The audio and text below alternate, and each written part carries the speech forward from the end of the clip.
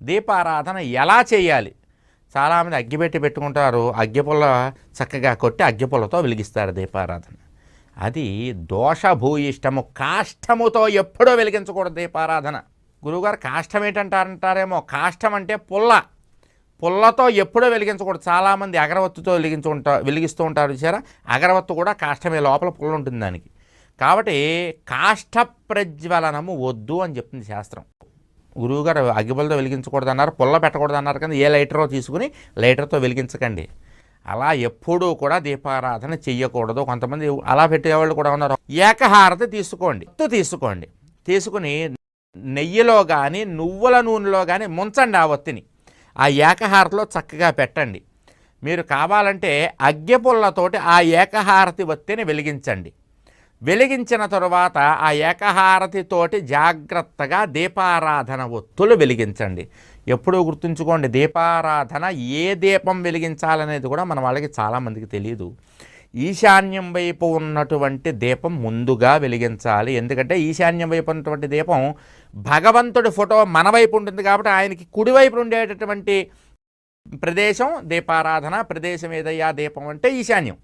అందుకని రెండు కుందులు పెట్టినప్పుడు ఎప్పుడూ కూడా ఈశాన్యం వైపు ఏదైతే ఉందో అది వెలిగించాలి, ముందు ఆ దీపాన్ని వెలిగించాలి.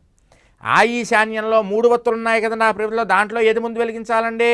ఏదైనా వెలిగించుకోవచ్చు. ఉత్తరంతో మొదలుపెట్టు, ఉత్తరం, ఈశాన్యం, తూర్పు 3 ఒత్తులు వెలిగాయా, లేదా తూర్పు, ఈశాన్యం, ఉత్తరం వెలిగించు.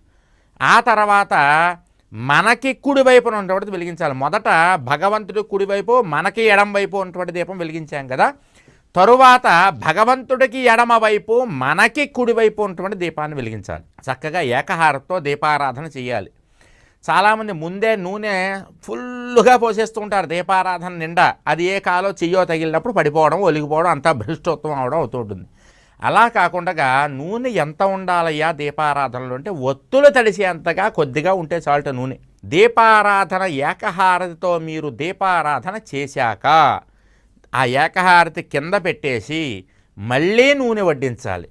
దీపారాధనకి ముందు కొంచెం నూనె వేస్తాం ప్రమిదలో, మళ్ళీ దీపారాధన అయిపోయిన తర్వాత అప్పుడు కొంచెం నూనె వేసి, మళ్ళీ నూనె వేసి, కావలసినంత నూనె వేసి, అప్పుడు ఆ దీపానికి గంధ కుంకుమాదులతో అలంకరించాలి. చాలామంది దీపం వెలిగిస్తారు కానీ గంధం బొట్టు పెట్టరు, దానికి కుంకుమ బొట్టు పెట్టరు. దీపం వెలిగించేసాం కదా దండం పెడతారు. దండం పెడితే సరిపోదు, గంధం కుంకుమ కూడా పెట్టాలి.